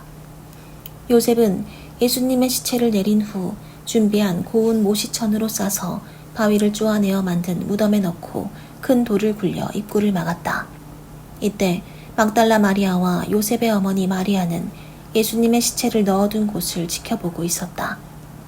안식일이 끝난 저녁에 막달라 마리아와 야고보의 어머니 마리아와 살로메는 예수님의 시체에 바를 향료를 사두었다. 안식일 다음 날 동틀 무렵에 그들은 무덤으로 가면서 무덤 입구에 막아둔 돌을 누가 굴려줄까 하며 서로 걱정하였다. 그러나 가서 보니 그 큰 돌이 이미 굴려져 있었다. 그들이 무덤 안에 들어갔을 때 흰 옷을 입은 한 청년이 오른편에 앉아있지 않겠는가. 여자들이 그를 보고 놀라자 그 청년이 말하였다. 놀라지 말아라. 너희가 십자가에 못 박히신 나사렛 예수님을 찾는 모양인데 그분은 다시 살아나셔서 여기 계시지 않는다. 보아라, 여기가 그분의 시체를 두었던 자리이다. 너희는 제자들과 베드로에게 가서 예수님이 전에 말씀하신 대로 그들보다 먼저 갈릴리로 가서 거기서 그들을 만날 것이라고 알려주어라. 여자들은 무서워 떨며 정신없이 무덤에서 도망쳐 나왔으나 겁에 질려 아무에게도 말을 못하였다. 안식일 다음 날인 일요일 이른 아침에 예수님은 부활하셔서 전에 7 귀신을 쫓아내주신 막달라 마리아에게 먼저 나타나셨다. 마리아는 슬픔에 잠겨 울고 있는 제자들에게 가서 이 사실을 말했으나 그들은 예수님이 살아나셨다는 것과 마리아에게 나타나셨다는 말을 듣고도 믿으려 하지 않았다. 그 후 2 제자가 시골로 내려가고 있는데 예수님이 다른 모양으로 그들에게 나타나셨다. 그래서 그들이 돌아가서 이 소식을 다른 제자들에게 알렸으나 그들은 이 말도 믿지 않았다. 그 후에 11 제자가 식사하고 있을 때 예수님이 나타나서 그들의 믿음 없는 것과 또 완고하게 고집을 피우며 자기가 살아난 것을 본 사람들의 말을 믿지 않는다고 그들을 책망하셨다. 그리고 나서 예수님은 그들에게 이렇게 말씀하셨다. 너희는 온 세상에 나가 모든 사람에게 기쁜 소식을 전파하여라. 믿고 세례를 받는 사람은 구원을 받고 믿지 않는 사람은 죄인으로 단정될 것이다. 믿는 사람들에게는 이런 기적들이 따를 것이다. 그들이 내 이름으로 귀신을 쫓아내고 배우지 않은 새로운 말을 하고 뱀을 만지거나 어떤 독을 마셔도 해를 입지 않으며 병든 사람에게 손을 얹으면 나을 것이다. 주 예수님은 말씀을 마치시고 하늘로 올리워 가셔서 하나님 오른편에 앉으셨다. 제자들이 나가서 이 기쁜 소식을 널리 전하자 주님께서는 그들과 함께 하셔서 그들에게 따르는 기적으로 그들이 전하는 말씀이 사실임을 확증해 주셨다.